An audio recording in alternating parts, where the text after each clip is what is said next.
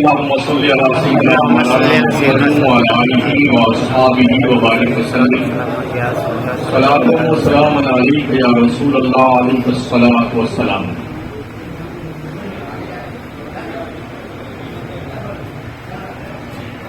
اللہ کا بڑا احسان ہے کہ اس نے ہمیں اور آپ کو انسان بنایا ہے. خدا نے جتنی بھی مخلوقات پیدا کی ہیں اس نے سب سے سپیریئر پرانی جو ہے وہ انسان کی ہے. لقد خلقنا الانسان فی احسن تقویم.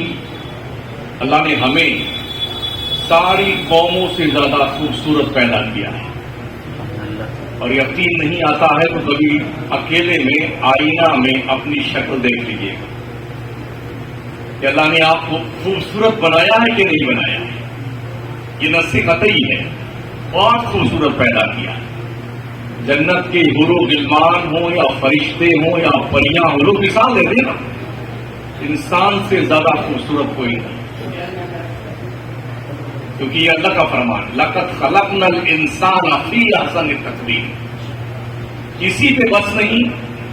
اس نے اور آگے ارشاد فرمایا وَلَقَدْ كَرَّمْنَا بَنِي آدم. آدم کی اولادوں ہم نے تمہیں بزرگی کا تاج پہنایا ہے.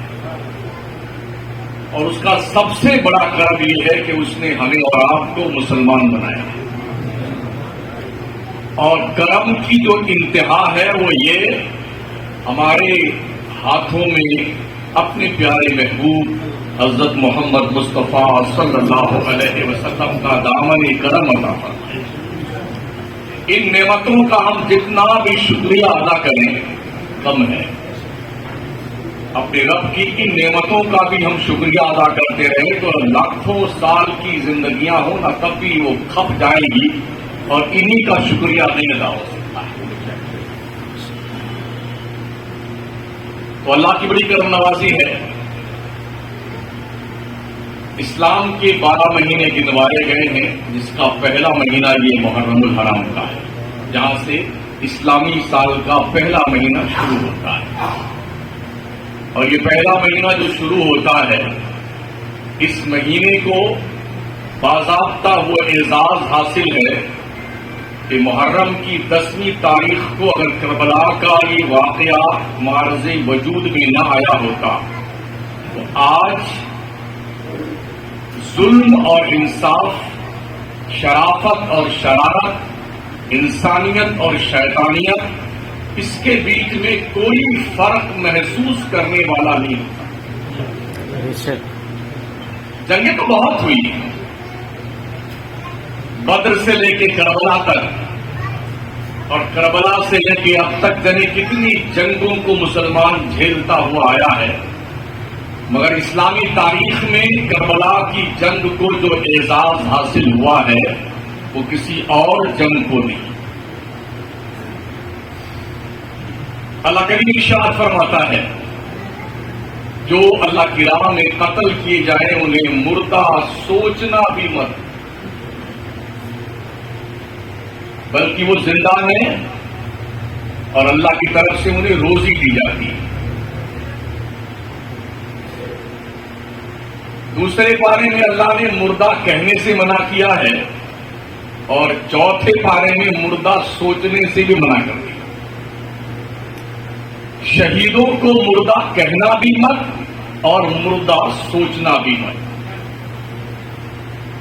اللہ جانتا ہے نا ایسے بھی پاکھنڈی لوگ پیدا ہوں گے جو کچھ نہ کچھ سوچا نکالیں گے. کہنے سے تو رب نے منع کیا ہے مگر سوچنے سے تو منع نہیں کیا ہے. سوچ تو سکتے ہی ہیں. تو اللہ نے یہاں ہی مہر لگا دی. نہ کہنا ہی ہے مردہ نہ سوچنا ہی ہے مردہ. کیا ہے کہنے؟ اللہ کہتا بلا یہ زندہ ہے. پھر ان کی زندگی کا تمہیں شعور نہیں ہے اور یہ ایسے زندہ ہیں اللہ انہیں روزی دیتا ہے. اچھا روزی جب دی جاتی تو کھائی جاتی نہیں کھائی جاتی؟ اللہ روزی دیتا تو ہم کھاتے ہیں. صبح بھی ماشاءاللہ، دوپہر میں بھی سبحان اللہ، شام میں بھی الحمدللہ کھائے جا رہے ہیں. اس کے علاوہ بھی سموسا، کچوری، پکوڑی، کیا کیا کھاتے رہتے ہیں. اللہ کی روزی ہے، کھائے جا رہے ہیں. روزی دی جاتی ہے تو جو روزی پاتا ہے اگر وہ زندہ ہے تو کھاتا بھی ہے. بتائیے اللہ فرماتا ہے ہم انہیں روزی دیتے ہیں جو ہماری راہ میں قتل کیے گئے ہیں. تو مطلب یہ کہ زندہ بھی ہے, روزی بھی پاتے ہیں اور روزی کھاتے بھی. اس میں عقل کے گھوڑے مت دوڑا, یہ نفس قطعی ہے, اللہ کا ججمنٹ ہے. حدیث شریف میں تو کوئی ضعیف ہے, تو یوں راوی تھوڑا کمزور ہے اور یوں ہے اور یوں ہے. یہاں اگر یوں کی گنجائش نکالی تو حکم لگے گا تمہارا ایمان ہی یوں ہے اور یوں ہے. کیونکہ خدا کے قانون میں یوں یوں کچھ نہیں ہوتا ہے, یہ فائنل ڈیسیژن رکھتا ہے. نہ مردہ کہنا نہ مردہ سوچنا. یہاں عقل کے گھوڑے دوڑانے سے کام نہیں چلے گا. ہم دیکھ رہے ہیں یار ہاتھ دونوں کٹ گئے, پیر کٹ گئے, تاریخ ہم نے بھی پڑھی ہے, گردن کاٹ دی گئی, جسم کے ٹکڑے ٹکڑے کر دیے گئے, خون سارا بہ گیا, گھوڑے سے لاشیں روت دی گئی. یا اللہ پھر مردہ کون ہوتا ہے؟ مردہ وہ ہوتا ہے جو خدا کی راہ میں نہیں کہیں اور مرتا ہے, اسے مردہ کہتے ہیں. یہ وہ ہے جو زندہ ہو جاتے ہیں, جو مرتے ہیں حق کے نام پر. اللہ اللہ موت کو کسی نے مسیح کر دیا. نعرہ تکبیر, نعرہ رسالت. یہ وہ زندہ ہے. آپ انہیں سوچنا بھی بدلو. اللہ فرماتا ہے ان الذین یؤذون اللہ ورسولہ لعنہم اللہ فی الدنیا والآخرہ. جو اللہ اس کے رسول کو تکلیف دیتے ہیں ان پر اللہ کی, اس کے رسول کی لعنت ہے, دنیا میں بھی اور آخرت میں. ان دونوں آیتوں کو سامنے رکھیے. تقریر کی یہی باضابطہ طور پر مرکزیت کی حیثیت ہے اور اسی کے دائرے میں ہماری گفتگو. اسلام کا پہلا مہینہ بھی خون سے رنگین ہے اور آخری مہینہ بھی خون سے رنگین ہے, مگر دونوں میں فرق ہے. وہاں بیٹا لٹایا گیا تھا ذبح کرنے کے لیے, مگر اللہ نے ان کے بدلے میں جبریل کو جنت سے میگھا دے کے بھیجا تھا. بس مجھے تو ٹرائی کرنا تھا ابراہیم کے حوالے سے, فرشتوں کے کہنے پر میں نے منظور کر لیا قربانی. لیکن کربلا کے میدان میں یہاں پر وہ فدیناہ بذبح عظیم کا کوئی مجدہ نہیں آیا ہے. ایک ایک کر کے لوگ اپنے آپ کو خدا کی راہ میں پیش کرتے گئے. ہم سے ان کی قربانیاں یاد بھی نہیں رکھی جاتی اور لوگوں نے ان قربانیوں کو جنے کیسے کیسے باضابطہ طور پر اپنے پیروں تلے رونڈنا شروع کر دیا ہے. کوئی تعزیہ مناتا ہے, کوئی ڈھول بجاتا ہے, کوئی علم نکالتا ہے, کوئی بلم نکالتا ہے. اگر تمہاری اولادیں قتل ہوئی ہوتی تو تمہیں احساس ہوتا. اگر تمہارے ننھے بچے ذبح کیے جاتے نا تو تمہیں احساس ہوتا. تمہارے جوان اگر لوٹے جاتے تو تمہیں احساس ہوتا. کربلا کے تپتے ریگزار میں اور تمہارے اوپر دانا پانی بند کیا گیا تھا تب تمہیں احساس ہوتا. اگر بھائی بھتیجے بھانجے جگر کے ٹکڑے تمہاری نظروں کے سامنے ذبح کیے جاتے تب تمہیں احساس ہوتا. قربانیوں کو تم نے یہ رکھ دیا سنیوں. ہونا تو یہ چاہیے تھا کس مقصد کے لیے قربانی دی گئی ہے. ظلم اور انصاف کے بیچ میں خون شہیدان کربلا پیش کر کے ایک ایسی باؤنڈری کھینچی گئی ہے قیامت کی صبح تک دنیا محسوس کر لے, آنکھوں سے دیکھ کر ظلم یہ ہے, انصاف یہ ہے, صبر یہ ہے, بے صبری یہ ہے, انسانیت یہ ہے, بے شرمی یہ ہے, شیطانیت یہ ہے. اگر انسانیت دیکھنی ہے تو حسینیت کو دیکھ لو اور شیطانیت دیکھنی ہے تو یزیدیت کو دیکھ لو. ابھی کل محرم کی رسمی تاریخ تھی. پورے ملک میں سینکڑوں لوگ مر گئے تعزیہ کے چلنے میں, اٹھنے میں اور دفن ہونے میں. سینکڑوں مسلمان مر گئے. کہیں تعزیہ میں آگ لگ گئی, کہیں ہائی ٹینشن لائن سے ٹکرا گیا, کہیں کیا ہوا, کہیں کوئی آگ میں کود کر کے وہاں مر گیا, کہیں کیا, نہ جانے کیا کیا بکواس کرتا مسلمان. او لوگوں بتاؤ مجھے کربلا میں کیا حسینیوں کی کوئی ایک نماز بھی قضا ہوئی؟ ہم نے اپنی اس مسجد میں 2 وقت کی نماز پڑھی، عصر کی نماز اور مغرب کی نماز. میرے خیال سے شاید ایک صف میں کوئی 15 آدمی آتے ہوں گے یا 18 آدمی. عصر میں تو ایک صف پوری نہیں تھی اور مغرب میں ایک صف تھی اور 2-4 لوگوں. اور اللہ کی روزی حلق کے اوپر تک ٹھوس کے کھانے والوں، تم نے کبھی حیا آنی ہے؟ کبھی شرم آئی؟ وہ تو بھوکے پیاسے رہ کر کے اخیر دم تک خدا کا سجدہ کر رہے ہیں اور تم تینوں ٹائم کھا کر کے مشتنڈے بن کے گھومتے ہو. جب جواب تو دے مرنے کے بعد کیا تم نے یہ سوچا ہے کہ جنت میں جانے کا کوئی بائی پاس رستہ ہے اگر کوئی بائی پاس راستہ؟ یہ فلاں نمبر کا روڈ ہے، یہ جی کیا نام ہے رنگ روڈ ہے، اور یہ وہاں دلی سے چلا ہے تو آسام تک جانے والا روڈ ہے، یوں چڑھ جائیے ادھر نکل جائیے، آگرہ سے لکھنؤ کے ایکسپریس وے پہ سوار ہو جائیے یہ طرح سے پہنچ گئے. کیا تم نے یہ سمجھا جنت میں ایسا بھی راستہ ہے؟ سن لو، جنت کے 8 دروازے ہیں اور 8 دروازوں پہ اہل بیت مصطفیٰ کا پہرا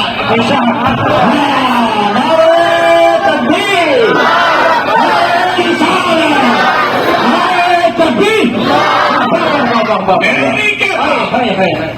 آئیے اس زبان سے سنیے جس زبان پر خدا بولتا ہے. وما ينطق عن الهوى ان هو الا وحی یوحی. محمد اپنی طرف سے کچھ نہیں بولتا، جب بھی بولتا ہے زبان محمد کی ہوتی ہے، بات خدا کی ہوتی ہے. محمد کی زبان پہ خدا بولتا ہے. وہ نبی فرماتا الحسن والحسین سید شباب اہل الجنہ. حسن حسین جنت کے جوانوں کے سردار. 2 ہی قسم ہے جنت میں جانے والوں کی، یا مرد جنت میں جائے گا یا عورت جنت میں جائے گا، تیسرا کوئی نہیں.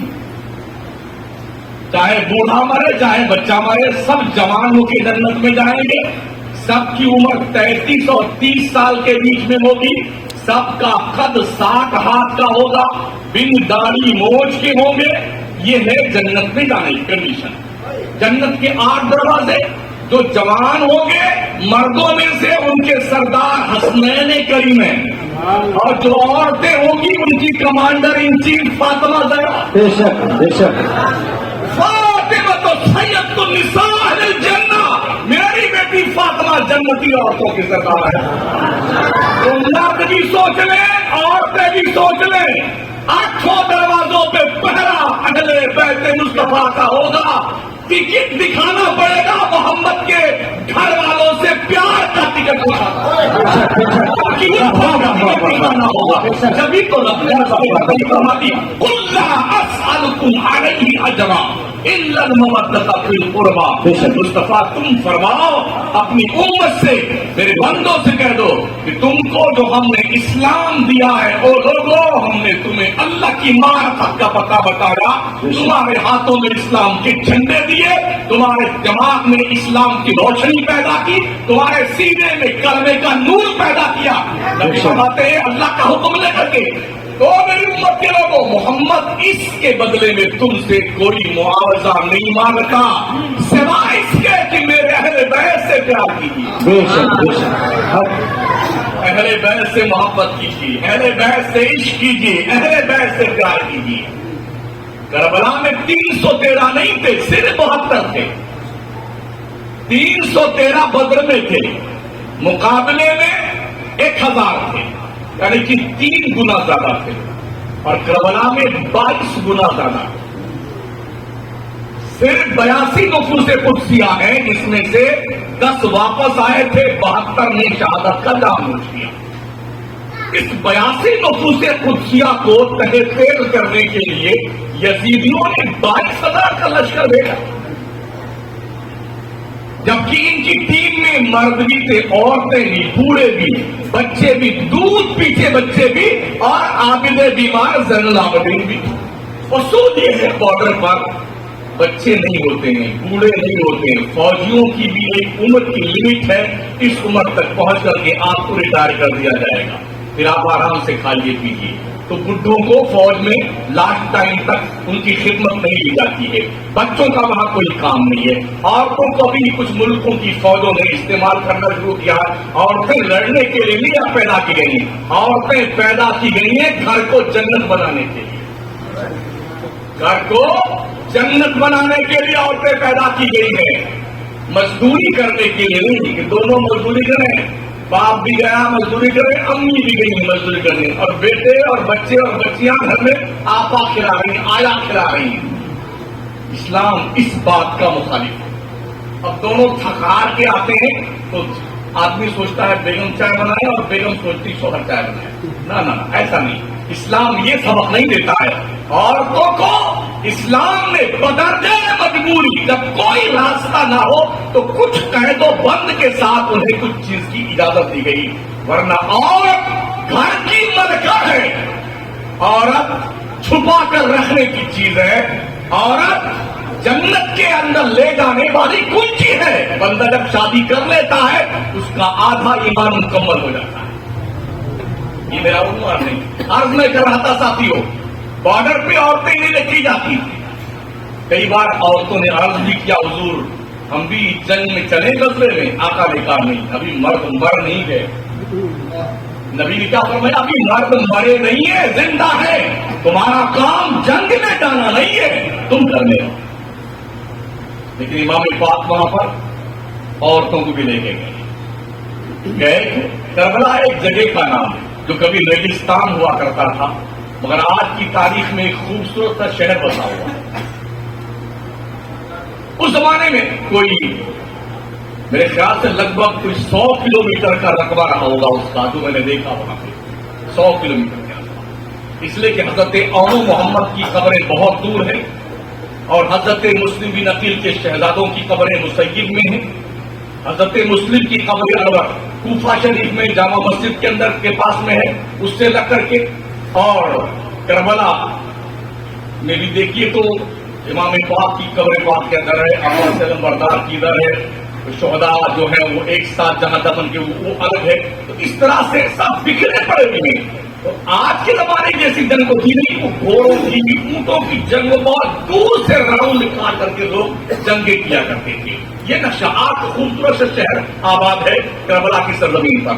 تو اس زمانے میں جب امام پاک نے دیکھا حضرت امیر معاویہ کے انتقال کے بعد یزید تخت خلافت پر مسند نشین ہوا، آج تو کچھ بدبخت یہ بھی ایسے بھی ہیں جو حضرت امیر معاویہ کی بھی شان میں گستاخیاں کرتے ہیں۔ بہت سارے مولوی پیدا ہو گئے ایسے، اور بہت سارے پیر لوگ بھی ایسے ہو گئے، اور کچھ لوگ سید لوگ بھی ہیں جو بہت ٹھیک ٹھاک تھے مگر اب ان کی کڑائی کھل رہی ہے۔ امیر معاویہ اس شخصیت کا نام ہے جس نے نبی رحمت صلی اللہ تعالی وسلم کے وحی کو لکھنے کا کام کیا۔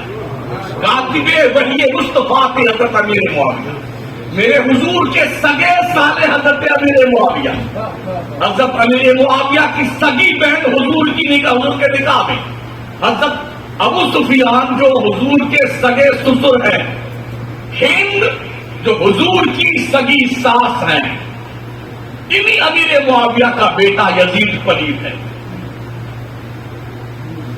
تو لوگوں نے کہا سے نہیں، وہ یزید کو امیر معاویہ نے خلیفہ بنایا تو اس کے سارے گناہوں کا ذمہ دار ہو۔ ہم اپنی خبر میں جائیں گے یا ہمارا لڑکا اپنی خبر میں جائے گا، پوتا اپنی خبر میں جائے گا۔ عشرہ مبشرہ کے صحابی حضرت سعد بن ابی وقاص ہے، ان کا بیٹا عمر بن سعد ہے جو کربلا میں سب سے پہلا تیر چلاتا ہے، جنتی باپ کا دم نبی بیٹا۔ حضرت لوط پیغمبر اللہ کے نبی ہے، ان کی بیوی کافر ہے۔ حضرت نوح پیغمبر اللہ کے نبی، ان کا بیٹا کافر ہے۔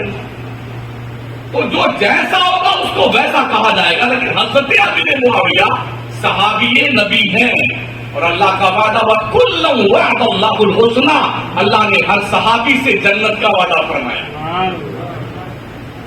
اور سنیے، فرمایا گیا کہ ایک صحابی نے اگر مٹھی بھر جو اللہ کی راہ میں صدقہ کیا ہے، پوری دنیا کا مسلمان زمین بھر کا سونا اللہ کی راہ میں خرچ کرے، اس مٹھی بھر جو کے صدقہ کے ثواب کے برابر نہیں. یہ صحابی کا رتبہ ہے. تو حضرت امیر معاویہ کی شان میں آج بکواسیں کی جا رہی ہیں اور لوگ بکواس کر رہے ہیں. ہاتھ بھی سنی چومتا ہے انہیں کا جو ان کی شان میں گستاخیاں کر رہے ہیں. بات کرنے کا مطلب یہ ہے، یزید ایک ناخلق لڑکا تھا، شرابی تھا، جواری تھا، عیاش تھا، بدخماش تھا. یہ ساری خصلتیں اس میں پائی جاتی تھی. حضرت امیر معاویہ کے انتقال کے بعد چونکہ 20 سال خلافت کی حیثیت سے آپ خلیفہ رہے اور 20 سال آپ نے بادشاہت کی، گویا 40 سال تک اسلام کی کشتی کو ساحل مخصوص سے ہمکنار لگانے میں حضرت امیر معاویہ نے ایڑی سے لے کے چوٹی تک کا زور لگایا اور ان علاقوں میں اسلام کے بیڑے پہنچائے جہاں کبھی بھی اسلام کا پرچم تو دور کی بات کوئی نام لیوا نہیں تھا. اور حضرت امیر معاویہ کی قد و کاوش سے اسلام کا چراغ وہاں بھی جلا اور کلمہ پڑھنے والے لوگ وہاں بھی جلوہ فرما ہوئی اور جاسوسی بھی لوگوں نے اپنے ایمان کی حفاظت کری. تو آج کرنے کا مطلب یہ ہے کہ بیٹا اگر گنہگار ہو تو اس کے گناہوں کے ساتھ باپ کو نہیں دی جاتی. سمجھ رہے ہیں؟ ویسے بھی ڈاکٹر مرض کا دشمن ہوتا ہے، مریض کا نہیں. کیا خیال ہے آپ کا؟ ڈاکٹر صاحب بیٹھے ہوئے ہیں. ہر ڈاکٹر مرض کا دشمن ہوتا، مریض کا نہیں. اگر مریض کا ڈاکٹر دشمن بن جائے تو اسپتال سے صرف لاشیں اٹھیں گی. اور میں نے آپ صبح جب سے کہہ رہا ہوں ماشاءاللہ کیا بھیڑ دیکھیے، فائدہ ہوتا جبھی لوگ آتے ہیں نا. تو مرض کا دشمن ڈاکٹر. ایسے ہی ایک مسلم، ایک داعیہ دین، ایک مبلغ، ایک عالم کی ذمہ داری وہ گناہ کا دشمن ہوتا ہے، گنہگار کا دشمن نہیں. کوئی نماز نہیں پڑھتا ہے، اس بے نمازی سے ہم دشمنی نہیں کریں گے، اس کے نماز نہ پڑھنے کے عمل سے دشمنی ہمیں. جی اگر کوئی شرابی مسلمان ہے تو ہم اس مسلمان کی دشمنی نہیں کرتے، اس کے اس فعل کبیر سے دشمنی کرتے ہیں. تو یزید ہمارے امام اعظم ابو حنیفہ رحمۃ اللہ تعالی علیہ نے اسے کافر نہیں کہا ہے. فاسق، فاجر، ملعون، خبیث یعنی جو کہو وہ کہا جائے. ہمارے امام نے یہاں سکوت اختیار کیا اس لیے کہ کافر ہونے کے لیے دلیل شرعی چاہیے کسی کو کافر کہنے کے لیے، اور یہاں دلیل شرعی نہیں. ہمارا حزب مخالف جو اہل تشکیل برادری کا وہ چاہتا کہ سنی نبیر سے جو ہے کافر مانے. ہمارے پاس دلیل شرعی نہیں ہے، تمہارے پاس دلیل ہو دے دو، ہم خود ماننے کی کوئی دقت نہیں. لیکن ایسا کوئی نہیں. سمجھ رہے ہیں؟ عرض کرنے کا مطلب ہے جب حضرت امیر معاویہ کا انتقال ہوا، ان کی محبت دیکھیں. سرکار کے کچھ بال شریف تھے آپ کے پاس میں، آپ کی چادر شریف تھی امیر معاویہ کے پاس میں، حضور کے ناخن کے تراشے موجود تھے. اپنے بیٹے سے کہا یزید کان کھول کے سن لے، میرا انتقال ہو جائے تو نہلانے کے بعد میرے اعضائے سجدہ پر حضور کے مجھے مبارک رکھ دینا، اور میری پلکوں کو کھول کے سرکار کے ناخن کا تراشا میری پتلی پہ رکھ دینا، اور یہ چادر تو مصطفیٰ کریم نے مجھے عطا فرمائی ہے، اسی چادر میں لپیٹ کر مجھے اللہ کے حوالے کر دینا تاکہ میری آنکھ جب قبر میں کھلے تو حضور کے ناخن کے تراشے میری آنکھوں سے پائے. یہ محبت تھی ابھی ایک معاویہ سرکار. ملکی حالات کتنے خطرناک تھے ملک شام کے اور روم کے، یہ خطرہ حضرت امیر معاویہ محسوس کرتے تھے. چنانچہ جب جنگ صفین کے موقع پہ حضرت مولا علی اور حضرت امیر معاویہ کے بیچ جنگ ہوئی، اس موقع پہ روم کے بادشاہ نے پیغام بھجوایا تھا اور دوسرے ملکوں کے بادشاہوں نے، جو عیسائی بادشاہ تھے، امیر معاویہ ہم تمہارا ساتھ دینے کو تیار ہیں، اجازت دو ہماری فوجیں تمہارے ساتھ مل کر کے علی کا ان کے فوج کا قلعہ قمع کر دیں گی. حضرت امیر معاویہ نے جانتے کیا جواب دیا تھا؟ او شامی کتے اور روم کے کتے، کبھی نظر اٹھا کے اس طرف مت دیکھنا، یہ میرا پرسنل میٹر ہے.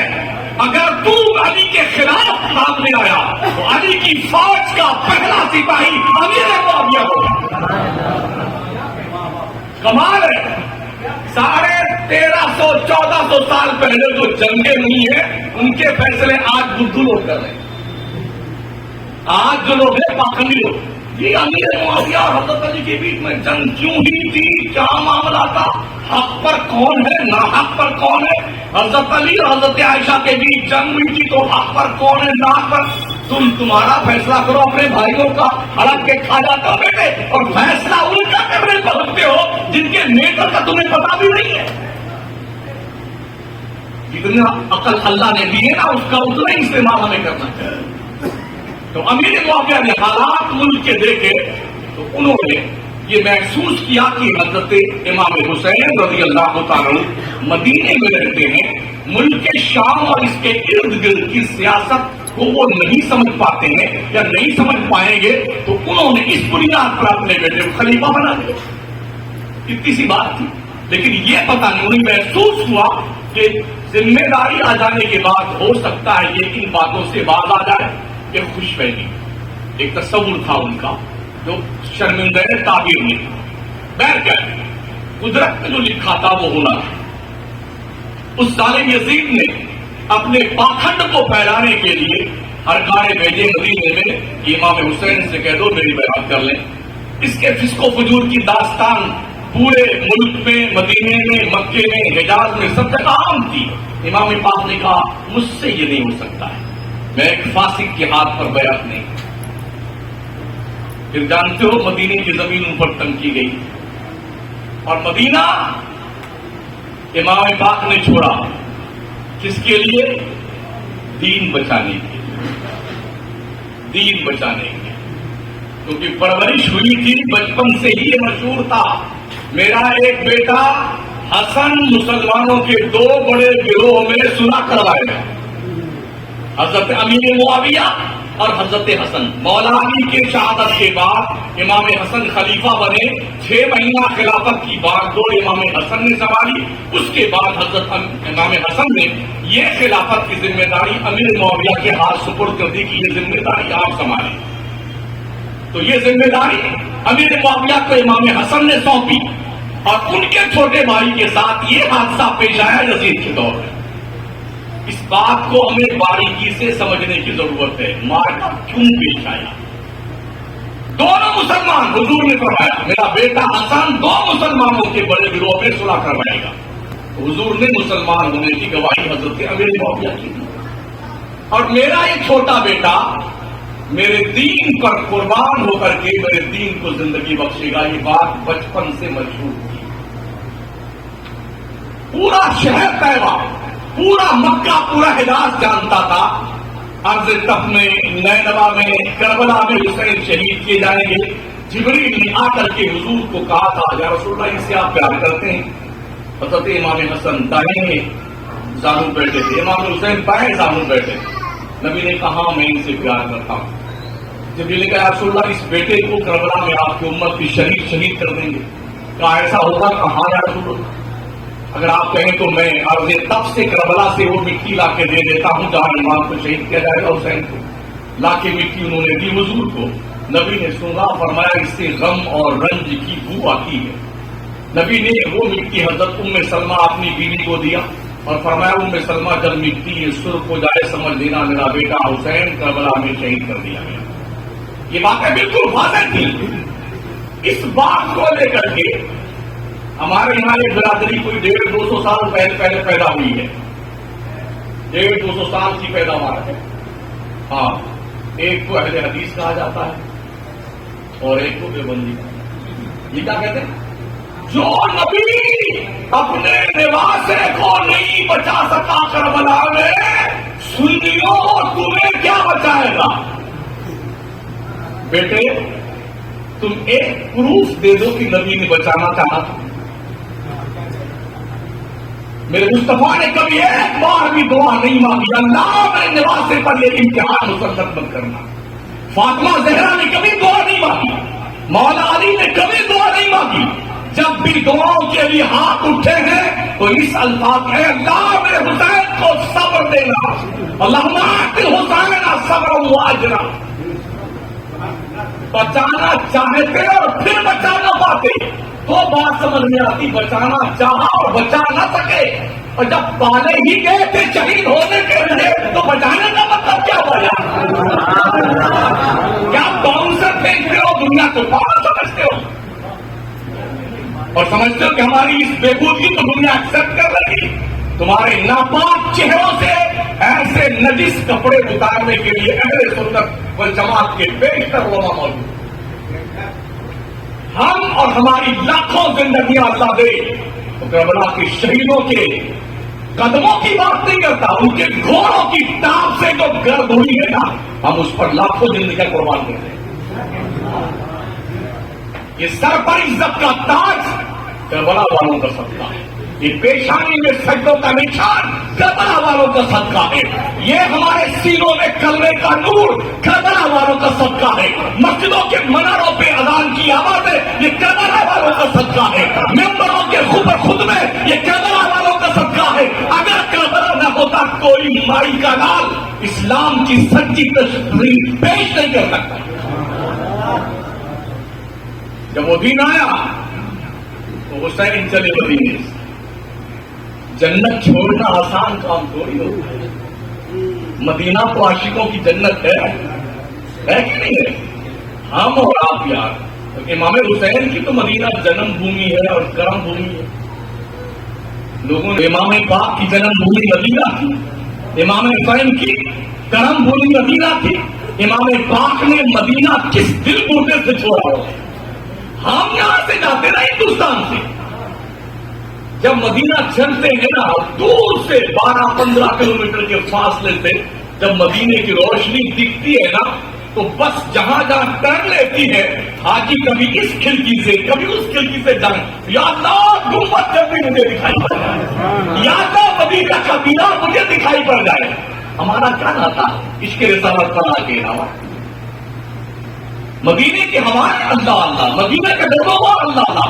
मेरा मुस्तफा फरमाता खुदाउल मदीना के शिफाउ मिन कुल्ल दा, उठाइए शहर से सिकता है। मेरे नबी फरमाते मदीने का गर्दगुबार हर मर्ज के लिए शिफा है, दवा नहीं, शिफा। दवा होना अलग बात है, शिफा होना अलग बात है। हर दवा में शिफा नहीं होती है, शिफा जिसमें अल्लाह पैदा करता है उस दवा में शिफा होती है। और नबी फरमाते मदीने का उड़ने वाला गर्दगुबार ये दवा नहीं है, अल्लाह ने शिफा रखी है इसमें। एक और मकाम पे मेरे आपका पढ़ाते खुबारुल मदीने शिफाउ मिनल जुज़ाम, मदीने का गर्दगुबार कोढ़ियों के कोढ़ के लिए शिफा का काम करता है। आज इसे अकीदत का कोढ़ हो जाए, उसे कह दो मदीने की मिट्टी उठा है, उसके कोढ़ का मर्ज का इलाज हो जाए। उस्ताद ज़मान अल्लामा हसन रज़ा बरेलवी अलैहिर्रहमा मेरे सरकार आला हज़रत के बिरादर मोहतरम फरमाते हैं, न हो जिस बीमार को न हो आराम, जिस बीमार को सारे जमाने से उठा ले जाए थोड़ी खाक उनके आस्थाने। तो बतौर देना मेरी खतीबा देना यशी सकीबना बेइज़्न रब्बना, मिशकात शरीफ में मेरा मुस्तफा फरमाता है मदीने की मिट्टी जिस मरीज को भी थूक लगा के इस्तेमाल कराई जाए अल्लाह के हुक्म से उसे शिफा मिल जाए। मिट्टी खाना हराम है, उलमाए किराम मुफ्तियां ने कहा मेरे से पूछिए मिट्टी खाना हराम है, मगर मेरा नबी शारे है, वो चाहे तो हलाल को हराम कहे और हलाल को हराम कहे, हराम को हलाल कहे। कानून बनाना ये पावर रब ने अपने महबूब को दिया है, इसीलिए उस मुस्तफा ने ये कानून बताया अभी जब तक मेरी बेटी फातिमा तेरे निकाह में है तेरे लिए दूसरा निकाह करना जायज नहीं है। वाली ने बहाना नहीं उठा या रसूल अल्लाह, अल्लाह का तो हुक्म है फनकिहू मा अताबा लकुम मिनन निसा मसना व थुलाथा व रुबा। अल्लाह कहता है औरतों में से जिसे पसंद करो दो तीन चार शादियां करो, तो अल्लाह तो इजाजत देता है कि 4 शादी हम कर सकते हैं। आपने कैसे मुझे प्रतिबंध पर लगा दिया कि जब तक फातिमा हमारे निकाह में रहेगी तब तक हम निकाह नहीं कर सकते। अली जानते थे मोहम्मद मुस्तफा सल्लल्लाहु अलैहि वसल्लम शायर अलैहिस्सलाम है, जो जुबान से निकला उसी को शरीयत कहते हैं। اور کسے پتا تھا قرآن کیا ہے اور حدیث کیا ہے؟ دونوں چیزیں اسی نبی کی زبان کو نکلتی تھی. میرے نبی فرماتے تھے صحابہ یہ لکھ لو اللہ کی یہ آیت ہے قرآن کی، اور آپ جب فرماتے تو فرماتے یہ میری حدیث ہے. زبان ایک ہے، اسی زبان سے قرآن کی آیت بھی نکل رہی ہے، اسی زبان سے حضور کی حدیث بھی نکل رہی ہے. کتنے صحابہ تھے کسی کو پتا ہے کہ قرآن کیا ہے؟ جبریل لائے، کب لائے، کون سی لائے؟ نبی بتائے تب پتا چلا.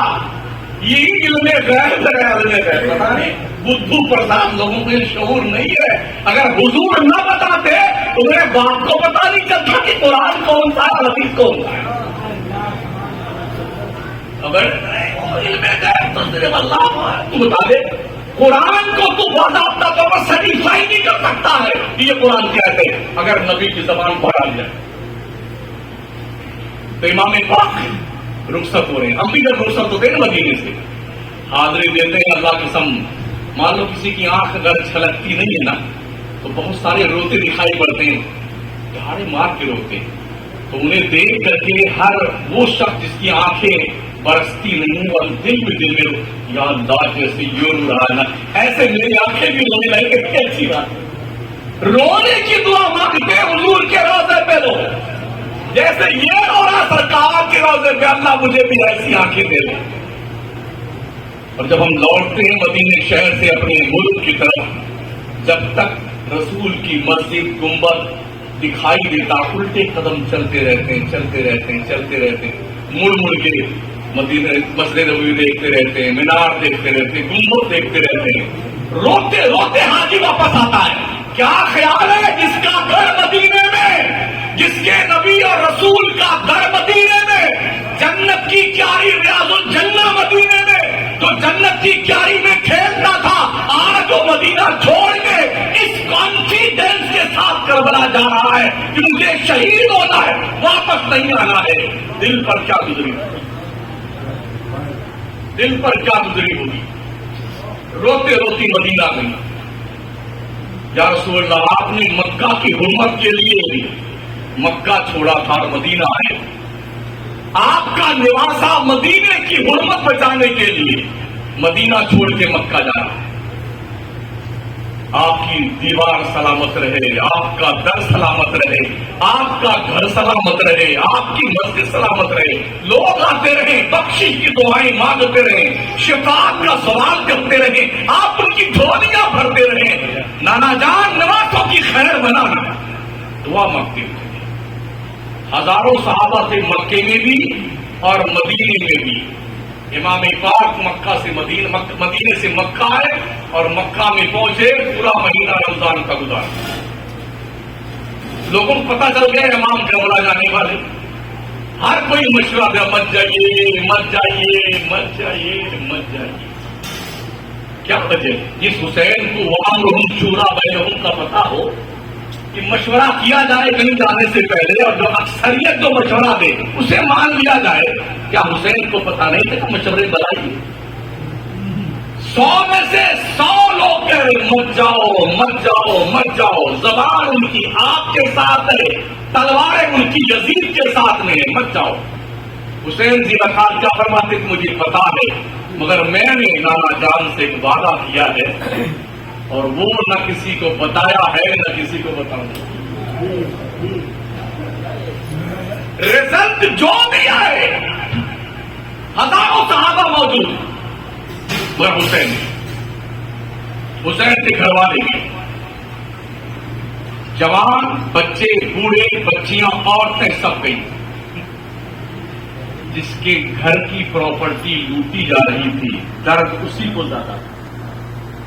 کیا خیال ہے آپ کا؟ آپ کا گھر خدا نہ کرے کسی گھر میں آگ لگ جائے تو کچھ دوست تو آگ بجھانے کے لیے آتے ہیں اور کچھ آتے ہیں اچھا چل جائے. اب دیکھتے ہیں یہ کیا جگہ پھولتا پلتا ہے. کچھ ایسے بھی لوگ ہوتے ہیں جو حسد میں چلے جا رہے ہوتے ہیں، کسی کے پاس گاڑی نہیں ہوتی نا تو وہ اللہ کرے جائے جس کا ایکسیڈنٹ ہو جائے. ایسے بھی دل دل لوگ ہوتے ہیں تو لوگ ایسا کرتے ہیں. گھر کس کا تھا؟ کس کے گھر کی پراپرٹی تھی؟ قرآن کس کے گھر کا تھا؟ نماز کس کے گھر کی؟ روزہ کس کے گھر کا؟ حج و زکات کس کے گھر کی، اسلام کس کے گھر کا، پراپرٹی حسین کی تھی، بچانے حسین جا رہے، حسین بچانے گئے، مشورہ سب کا سنا، مانا کسی کا نہیں، اور تشریف لے گئے، کربلا کے تپتے ریگزار میں پہنچے، اور کنڈیشن کیا تھی؟ اللہ اکبر، ریت کی ذرے ایسے تپتے تھے کہ آدمی اگر پیدل جائے نا تو اس کے پیروں میں چھالے پڑ جائیں، مگر ان طوفانی تھپیڑوں کو برداشت کرتے ہوئے جو ہزاروں کلومیٹر کے دور پر عراق کی سرزمین پر کربلا تھا، وہ مقدس شہر آباد ہے جہاں پر امام پاک پہنچے تھے۔ موقع تو بہت آئے نا، لالچ بھی دی گئی، ایسا کر لو، حالانکہ آج کل لوگ مطلبی بہت ہیں، پیسہ مل جائے تو چپ چاپ بیٹھ جاتے ہیں۔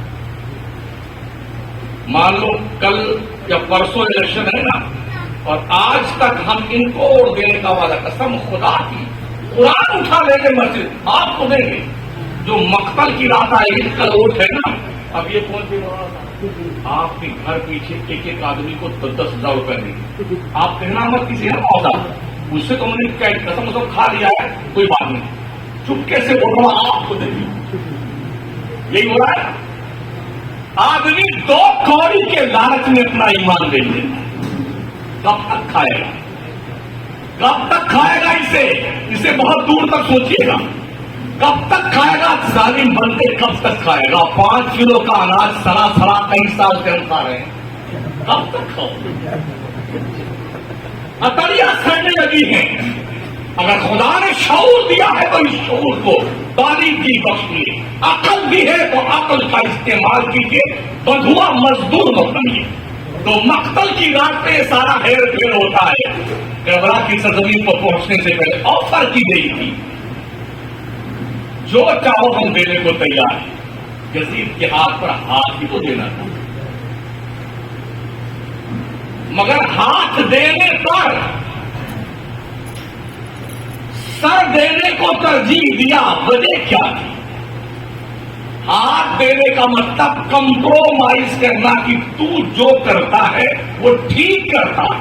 اگر امام پاک ایسا کر لیتے نا تو پوری دنیا اسلام میں یہ میسج جاتا، نبی کے نواسے جن کے گھر سے قرآن ملا، حدیث ملی، کعبہ ملا، مکہ ملا، مدینہ ملا، اللہ کی نماز ملی، روزے حج و زکات ملے، جب اس نبی کا نواسا ہی شرابی، کبابی، فاسق، فاجر، عیاش، فحاش، بےحیا، بے غیرت، ظالم، ملعون کی بیعت کر سکتا ہے، ہم تو کھلے ساڑ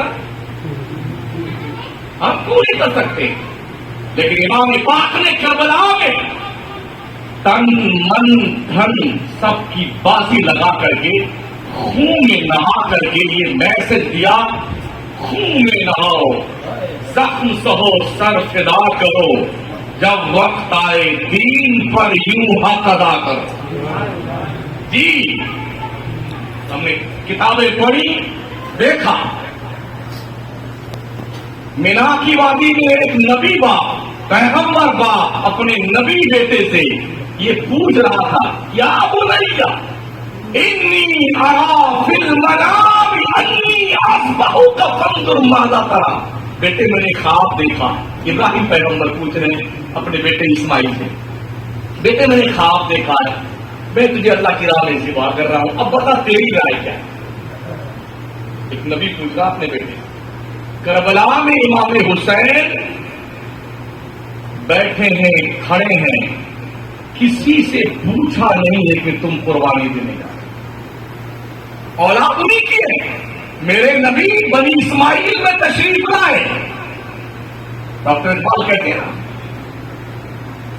غریب سادہ رنگی ہے داستان ہری، نہایت اس کی حسین ابتدا تھے اسماعیل، یا اسماعیل پیغمبر کے خون کی جوشیدگی اور روانی اور اس کا تقدس تھا کہ کربلا کے تپتے ریگزار میں حسین نے اس قربانی کی لاج رکھی، اور تنہا نہیں، آپ کی نظروں کے سامنے 71 شہید ہو گئے، آج ہم دیکھتے ہیں بہت سارے ایسا روتے امام پاک نہیں روئے کربلا میں. کربلا رونے کے لیے نہیں آیا ہے, رونے والوں کو ہنسانے کے لیے آیا ہے. کیوں؟ اس لیے اگر کربلا میں امام پاک اسلام نہ بچاتے تو آج اسلام کی شکل مسخ ہو کے رہ جاتی. یہ احساس کربلا کے شہیدوں کے مقدر میں آیا.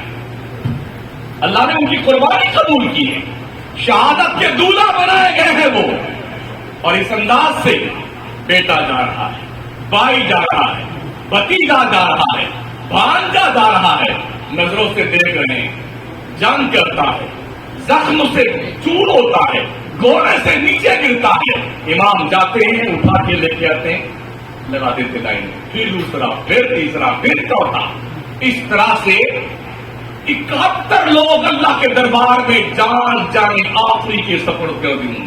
اس وقت بھی امام پاک نے ان یزیدیوں سے کہا تھا اب بھی میرا حق پہچان لو, اب بھی باز آ جاؤ خون راہ سے, اب بھی یزید کی بیعت سے منکر ہو جاؤ, اب بھی ظلم و ستم کے پہاڑ توڑنے بند کر دو. یہ جو ہم نے 71 قربانیاں اپنے ماتھے کی آنکھوں سے دیکھی ہیں, یہ سارا خون ہم معاف کرنے کو تیار ہیں. حسین وعدہ کرتا, مگر جب فسق و فجور کے مت والوں نے دیکھا کہ امام اب اکیلے بنے, کوئی اور ان پر جان قربان کرنے والا نہیں, اکیلے زین العابدین وہ بھی اٹھے, بیمار تھے, لش کھا کے گر پڑے, پھر اٹھے. امام پاک نے کہا بیٹے تجھے نہیں قتل ہونا, تجھے شہید نہیں ہونا, تجھ سے تو میری نسل چلے گی. یہاں پہ تھوڑی دیر کرنے سے فل اسٹاپ دیتے ہیں. مکے میں کچھ زمانے سے پہلے جب میرے نبی تھے وہاں پر, تو لوگوں نے تانا دیا تھا مدینے میں کافروں نے, محمد تو اب تر ہے, ان کے 3 لڑکے پیدا ہوئے اور تینوں انتقال کر گئے, لڑکیاں صرف 4 ہیں, نسل لڑکوں سے چلتی ہے, تو اب تو محمد کا نام لینے والا کوئی نہیں رہے گا. تینوں لڑکے انتقال کر گئے. دل کو ٹھیس پہنچی میرے نبی کو. اللہ نے کہا محبوب غمگین مت ہو, انا اعطینا الکوثر فصلی لربک وانحر ان شانئک هو الابتر. مصطفیٰ ہم نے تجھے خیر کثیر سے نوازا ہے, تو اپنے رب کے لیے نماز پڑھ اور قربانی کر. اے محبوب تیرے دشمن ہی ابتر ہے, تو ابتر نہیں ہے. یہ جانتے ہو کیا ہوا؟ میرے آقا نے فرمایا اور لوگوں سنو, پوری دنیا کے انسانوں کی نسل لڑکوں سے چلتی ہے, محمد پیغمبر کی نسل اس کی بیٹی فاطمہ سے چلے گی. یہ تنہا واحد رشتہ ہے کائنات کے پردے پر, آدم پیغمبر سے لے کے اب تک اور صبح قیامت تک صرف ہمارے مصطفیٰ کریم کی نسل ہی بیٹی فاطمہ سے چلی ہے. پھر جانتے ہو کیا ہوا؟ یزید نے بھی سوچا تھا حسین کو قتل کر کے ان کی نسل ختم کر دیں گے. تنہا زین العابدین واپس لڑ کے مدینہ آئے تھے. آج دنیا کے نقشے پر کوئی مائی کا لال یہ بتا نہیں سکتا یزید مرا تھا, یہ کوئی بتا نہیں سکتا اس کا مرگا کدھر ہے, اس کی سمادھی کدھر ہے, یہ کوئی بتا نہیں سکتا اس کی نسلوں میں کوئی زندہ ہے یا سب مر کر کے ختم ہوئے, کوئی نہیں بتا سکتا. ایک زین العابدین آئے تھے حسینی سید, اللہ کی عزت کی قسم پوری دنیا میں حسینی سیدوں کی بہار ہے. یہ شہزادہ دور کیا ہے, ایک زین العابدین میں اللہ نے وہ برکتیں رکھی ہے ہوئے زمین کا, کوئی حصہ حسینی سید سے خالی نہیں.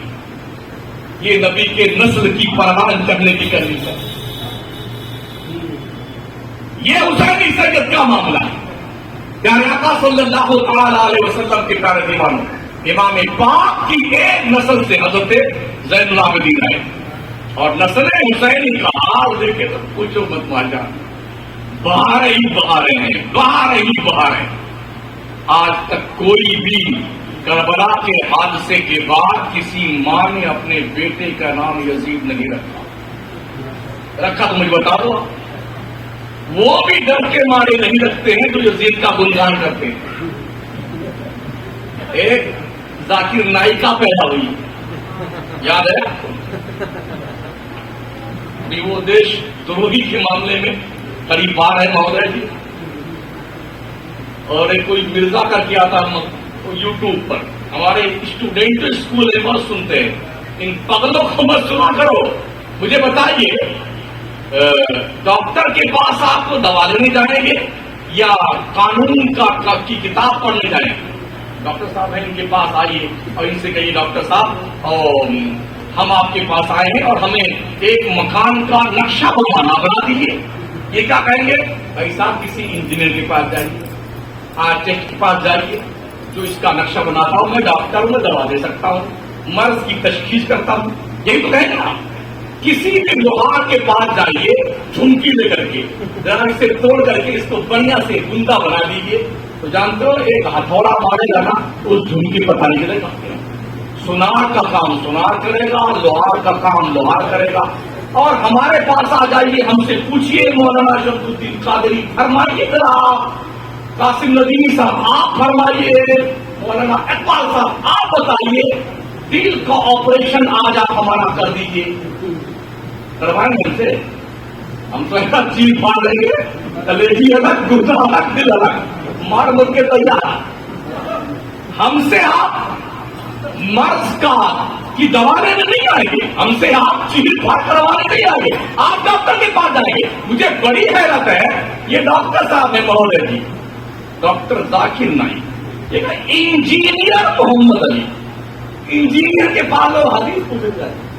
کیا حدیث؟ ارے یہ بدھو لوگ ہیں, بدھو, انہیں حدیث نہیں آتی ہے. یہ پگلے لوگ ہیں, کمرے میں بیٹھ کے یوٹیوب بناتے ہیں, 10-20 لوگوں کو سے وائرل کرتے ہیں. اللہ کی قسم, جب بمبئی میں اس مردود نے حضور کی شان میں گستاخی کری تھی نا, اس وقت تھا میں بمبئی میں. ہمارے علماء نے گھیرا دیا نا ڈاکٹر ذاکر نائک کا, تو اس کے چہرے کا رنگ دیکھنے کے لائق تھا. ایک لفظ نہیں بول سکا اور لکھت طور پہ معافی مانگا. حضور کی شان نے گستاخی کی تھی اس بنیاد میں. تو ان سے دین نہ سیکھو, دین اس سے سیکھو جس نے دین سیکھا ہو. سمجھ رہے ہیں؟ تو حضرت رسول گرامی وقار کے کارکنوں, کربلا کے میدان میں امام پاک نے اخیر وقت بھی لوگوں سے کیا کہا؟ اب بھی مان جاؤ, علی اکبر کی قربانی, علی اصغر کی قربانی سب معاف کر دیں گے, میرا حق پیدا ہوں. کیا پوری ملک زمین پر کسی نبی کا کوئی نواسا حسین کے علاوہ موجود ہے؟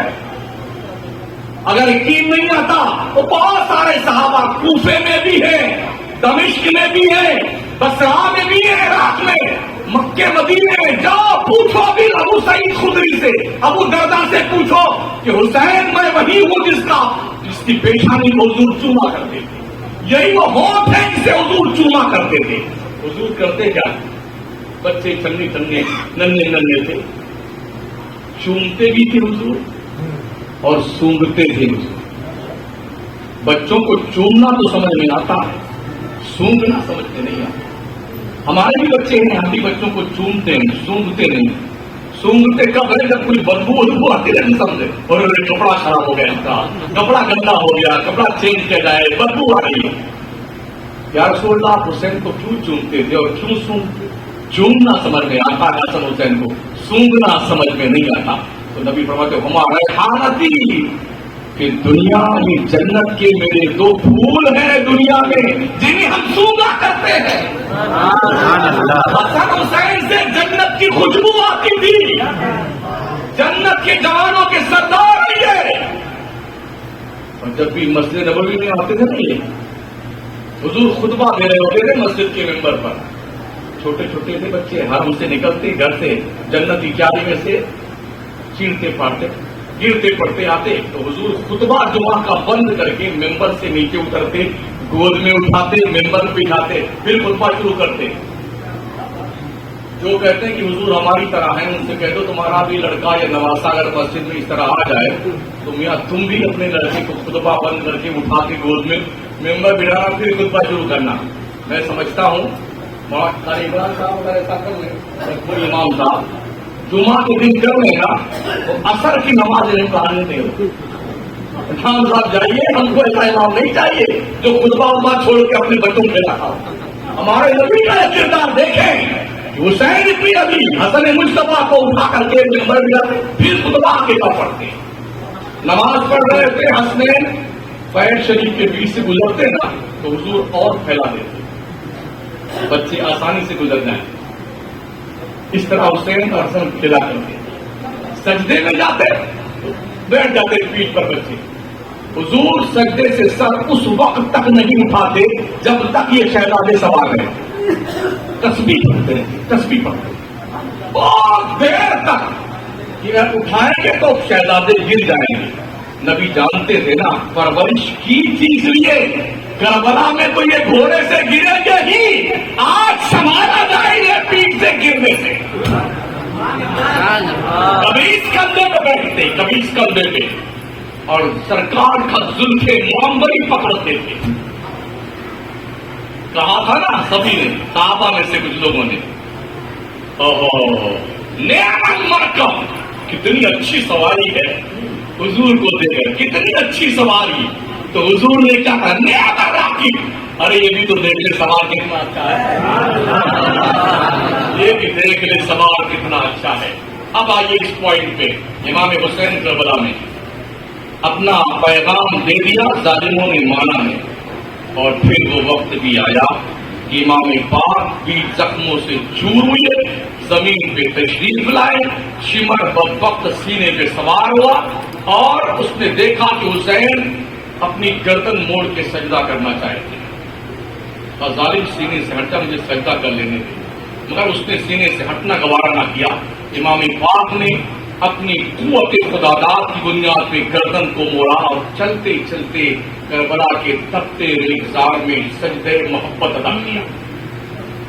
ڈاکٹر اقبال کہتے ہیں، ہو سکے تو لائیے دونوں جہاں میزان میں، شاید کہتا ہے ہو سکے تو لائیے دونوں جہاں میزان میں، ہم نے ایک سجدہ زمین کربلا سے لے لیا، اسلام کے دامن میں، بس اس کے سوا کیا ہے، ایک ضرب ید اللہ، ایک سجدہ کبیری۔ آپ بتاؤ مجھے کیا نام اسلام کارکب کے لوگوں، وہ تو کھنجر کے نیچے بھی رہتے ہوئے خدا کو سجدہ کرتے ہوئے جا رہے ہیں۔ او امت محمدیہ کے لوگوں، حسین کا آخری میسج یہ ہے، جب حسین اس حال میں بھی سجدہ کرنا نہیں چھوڑتا ہے، تم کیسے 9 بجے تک سوتے رہتے؟ مجھے بتاؤ تم کیسے سوتے رہتے؟ کیا جواب دو گے حسین کو؟ کیا جواب دو گے نبی رحمت کو، جنہوں نے تمہیں بخشوانے کے لیے قربانیاں دی؟ پتا ہے میرے نبی نے کیا فرمایا، شہداء کے خون کے ایک ایک قطرے کے بدلے میں میری امت کے گنہگاروں میں سے 70,000 پاپیوں کو بخشا جائے گا۔ اے اللہ، میرے عمل اس قابل نہیں کہ میں جنت میں جاؤں، اپنے شہید بندوں کے خون کے قطرے میں ہمیں بھی شامل کر دیں۔ اب یہی لوگ ہوں گے جب جنت کے دروازے پہ موجود ہوں گے، یہی لوگ ہوں گے حضرت علی حضور سے کوثر کا جام لے لے کے امت کے پیاسوں کو پلا رہے ہوں گے۔ مجھے بتاؤ، جس کے بیٹے کو جن نے شہید کیا ہے اور جنہوں نے شہید کیا، ان کی حمایت میں اٹھانے والی آواز ظالموں کی جو اٹھاتے ہیں، وہ کون سا منہ لے کر کے حضور سے اور حضور کے پاس اٹھ کر کے آ کر کے کوثر کا پیالہ لے کر علی کے ہاتھ سے پینے کا حوصلہ کس کو ہوگا؟ اہل بیت مصطفیٰ کے لوگ سامنے کیسے لوگ جائیں گے کہ مجھے بھی پلا دیجیے؟ اگر پوچھا گیا، اور ضرور پوچھا جائے گا، کربلا میں ظلم و ستم کرنے والوں، تمہیں بھی کوثر کا جام چاہیے؟ ان الذین یؤذون اللہ ورسولہ لعنهم اللہ فی الدنیا والآخرہ۔ اللہ رسول کو جب تکلیف جو لوگ دیتے ہیں، اللہ رسول کو تکلیف دے سکتا ہے؟ کوئی اللہ کو تکلیف دے سکتا ہے؟ نہیں۔ تو کیسے کہا اللہ نے؟ جو اللہ کو تکلیف دیتا، جو رسول کو تکلیف دیتا ہے، مطلب یہ کہ جو رسول کو تکلیف دیتا ہے، اس تکلیف سے خدا ناراض ہوتا ہے، اور رسول اپنے نواسوں کو قتل کرنے والوں کو کبھی معاف کریں گے؟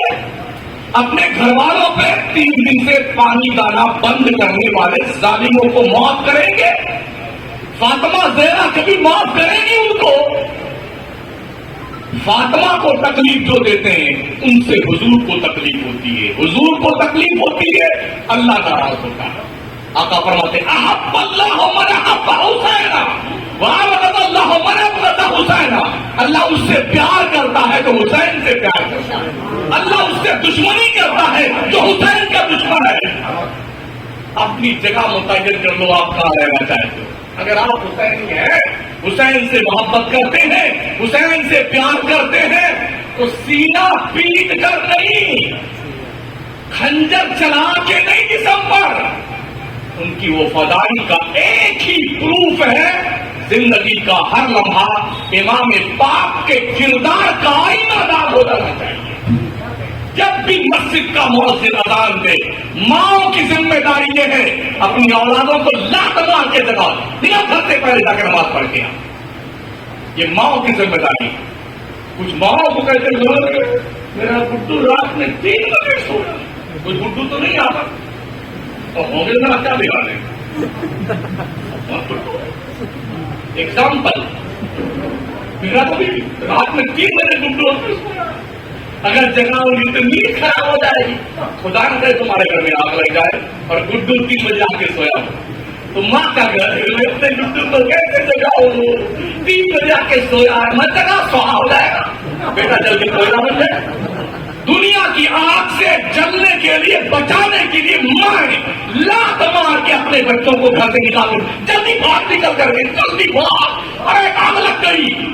جہنم کی آگ میں جلے گا جب آپ کا بچہ، کیا لگے گا؟ اگر نماز نہیں پڑھتے ہو تو جہنم میں جلائے۔ ابھی 1 ہفتہ پہلے جے پور میں زلزلہ آیا، 4:44 پہ زلزلہ رات میں، اتنے بیٹے ایسی کی تیسی میں تو رہے، چلا کہ ایسی تیسی، مطلب ایسی میں کچھ دیر آرام فرما رہے تھے، اللہ نے نعمتیں دی، استعمال کیجیے، جائز ہے۔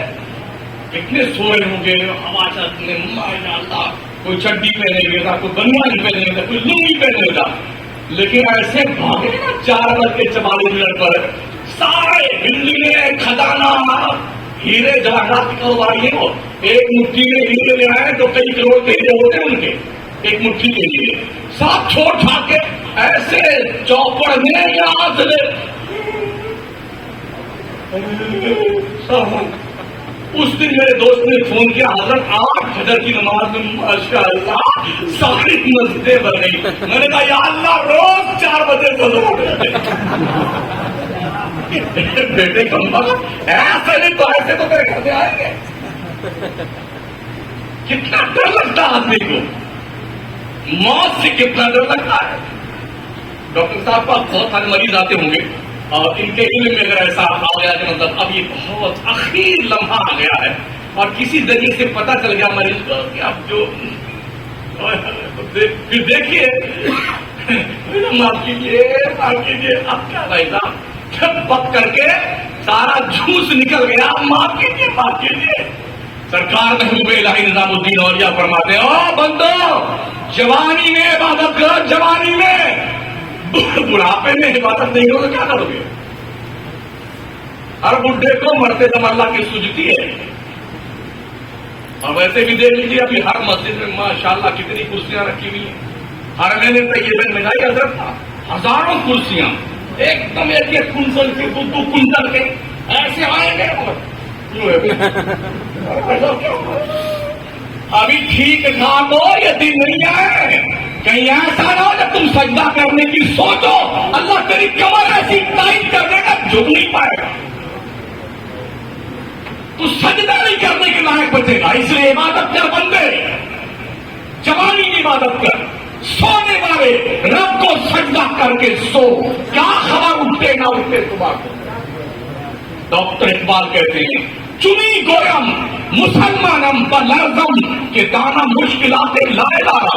جب میں کہتا ہوں کہ میں مسلمان ہوں میرا جسم کانپنے لگتا ہے، مجھے پتا ہے مسلمان بننے کے بعد ایک مسلمان کی ذمہ داری کیا ہوتی ہے۔ ہم لوگ مسلمان گھر میں پیدا ہوئے، مرغا کھائیں، بریانی کھائیں، قورمہ کھائیں، گوشت کھائیں، محرم کا جلوس نکالیں گے، ہنڈا بجائیں گے، اس کا نام اور مسلمان رکھا ہے۔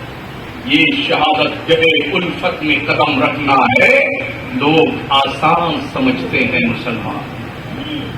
کربلا کے شہیدوں نے شہید ہو کر کے یہ میسج دیا ہے، خون میں نہاؤ، زخم سہو، سر فدا کرو، جب وقت آئے دین پہ یوں حق ادا کرو۔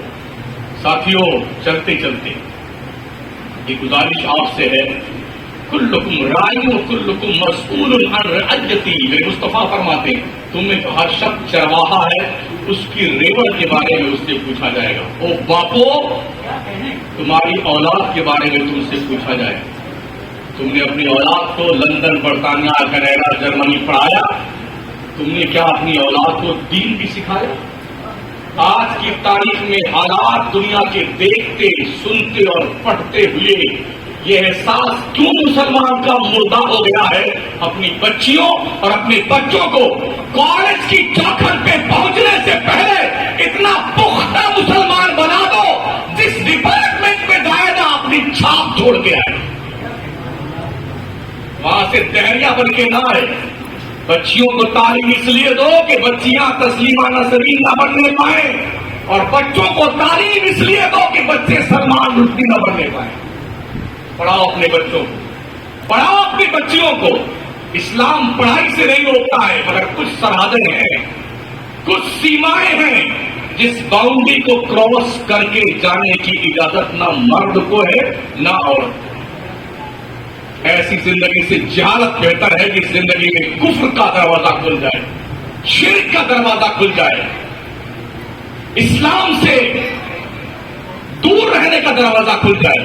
خدا کے لیے مان کرو، آج پوری دنیا کا کفر چاہے کسی بھی شکل میں ہو آپ پر سینہ تان کر کھڑا ہوا ہے کہ آپ کا وجود دیکھنا نہیں چاہتا ہے، تو کم از کم اللہ کے نبی فرماتے ہیں جو شخص فجر کی نماز پڑھ لیتا ہے وہ اللہ کی حفاظت میں آ جاتا ہے، اور جو خدا کی حفاظت میں آ جائے اس کا پھر رونگٹا ٹیڑھا نہیں کر سکتا ہے۔ ایگزامپل، پورا مکہ پیچھے پڑا تھا ہمارے نبی کے، ہجرت کی رات میں غار ثور میں میرے مصطفیٰ اندر گئے تھے نا، رب نے حفاظت کرنی چاہیے، مکڑی کے جالے سے حفاظت کریں۔ مکڑی کی جالے کی کنڈیشن جو ایک زوردار پھونک مار دیجیے سارا تانا وانا بگڑ جائے، لیکن اس مکڑی کے جالے سے اپنے پیغمبر کی حفاظت رکھنے کی۔ کبوتر کے جوڑے نے انڈے دیے، آج حرم محترم میں جتنے کبوتر ہیں اسی جوڑے کی نسل سے ہیں۔ کیا شان استغراق ہے ان کبوتروں کی۔ آج ہی جاتا ہے نا، یہ دانا چھینٹ رہا، یہ پھینک رہا، اتنے بے نیاز ہیں، آپ چھینٹتے جائیے ادھر تشیدے جا رہا ہے، تو ادھر جا رہا ہے، ادھر جا رہا ہے، اس کی مرضی، کھائے تو کھائے، نہ کھائے تو نہ کھائے۔ نبی کی وفاداری انہوں نے کی نا، اللہ نے اس کی نسل میں اتنی برکت کر دی۔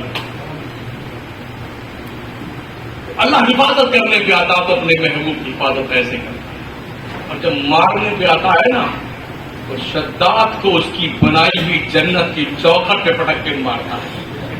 وہ مارنے پہ آتا خدا کا دعویٰ کرنے والی نمرود کو لنگڑے بچے سے مارتا ہے۔ وہ مارنے پہ آتا ہے تو قارون کو خزانہ سمیت ڈھکا کے مارتا ہے۔ وہ مارنے پہ آتا تو فرعون کو دریا میں ڈبو کے مارتا ہے۔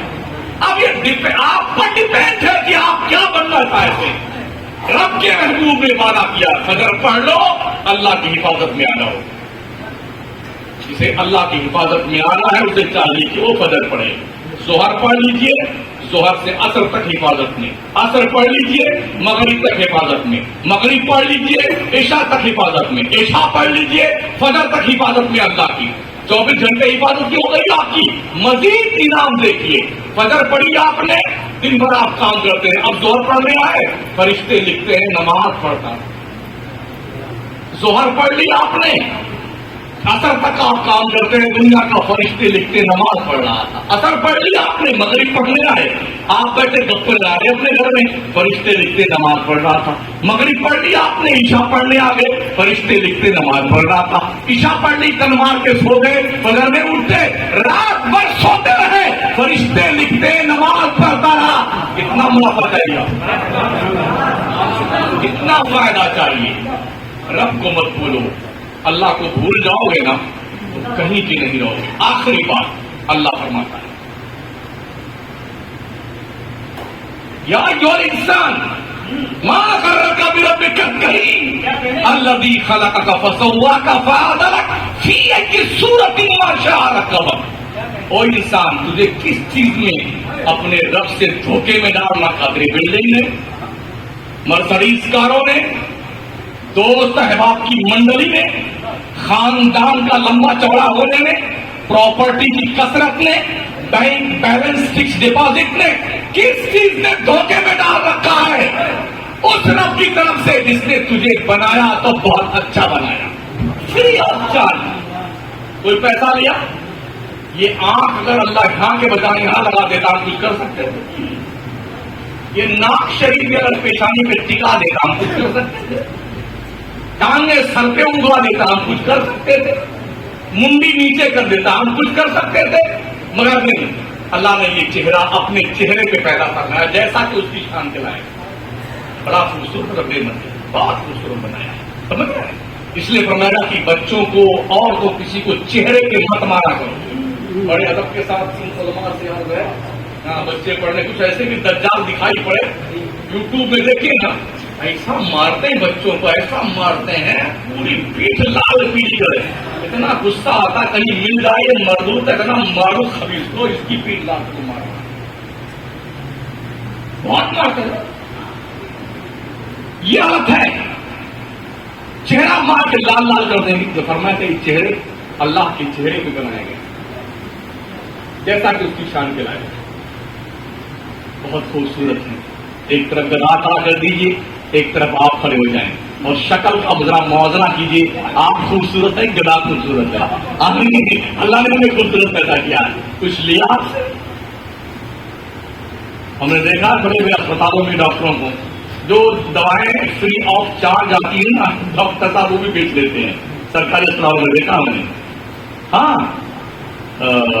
لیکن کتنا خوبصورت چہرہ بنایا اللہ نے. آنکھیں بنائی، ناک شریف، پیشانی اقدس، سر پہ بال اگائے. یہ بال بھی کتنے خوبصورت. اگر یہ بال اڑ جائے نا تو عجیب تکڑا لگتا ہے. جن کے نہیں رہا ان سے پوچھیے کیا حال ہے. بال کتنے قیمتی ہوتے ہیں ماشاء اللہ. انگلیاں، ہاتھ، سب سلامت. گردا، کلیجی، اتری، پچونی صاف ڈھنگ سے بنائے. بلڈ پریشر کتنا رہنا چاہیے، شوگر کتنی رہنی چاہیے، سفید خون کتنا ہونا چاہیے، پلازما کتنا ہونا چاہیے، اور للکا والا کتنا ہونا چاہیے، اور جی وہ اومیگا کتنا ہونا چاہیے، فیٹ کتنا ہونا چاہیے، چربی. اللہ نے سب سسٹمیٹک نظام سے سب حساب کتاب سے رکھا ہے. اگر یہ بھی بگڑ جائے، ڈسٹرب ہو جائے ڈاکٹر ادارے میں، ڈاکٹر 150 ہو گیا جی بالکل زندگی میں دوا کھائی. یہ ہو رہا ہے. اللہ نے اتنا خوبصورت وجود بنایا ماشاء اللہ. قسم خدا کی کچھ نہیں لیا. کیا کہا اس نے؟ بندو میری نعمت کا شکریہ ادا مجھے یاد کرتے ہو. لئن شکرتم لازیدنکم، اگر میرا شکریہ ادا کرو گے ہم تمہیں اور نعمتیں دیں گے. ولئن کفرتم ان عذابی لشدید، اگر تم نے کفران نعمت کیا سن لو میرا عذاب بہت سخت ہے. ان بطش ربک لشدید، بے شک رب کی پکڑ بہت سخت ہے. ایک شاعر نے کہا بہت بلند فضا میں تیری پتنگ سہی، مگر یہ سوچ بھی لے ڈور کس کے ہاتھ میں. اینما تکونوا یدرککم الموت ولو کنتم فی بروج مشیدہ.